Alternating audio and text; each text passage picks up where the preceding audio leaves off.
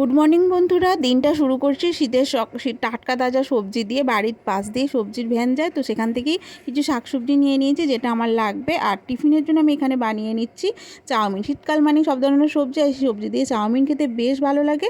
গায়ে রোদ লাগাতে লাগাতে আমি চাউমিনটা শেষ করে নিলাম। আর আমার শাশুড়িমা এখানে চাউমিন খায়নি, তো খেয়ে নিচ্ছিল মুড়ি।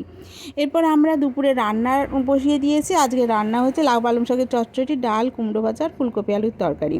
এখানে শাশুড়িমা উনুনে রান্না করে নিচ্ছিলেন, আর আমি ডাল তরকারি গ্যাসে বসিয়ে দিয়েছিলাম। এরপর দুপুরের সব কিছু রান্না শেষ করে নিয়েছি, এখানে খাওয়া দাওয়া করে নিয়েছি। এরপর একটুখানি রেস্ট করে নিয়েছি। তারপর বিকেলের জন্য আমি এখানে চা বসিয়ে দিয়েছি, যেহেতু আমাকে দোকানে আসতে হবে।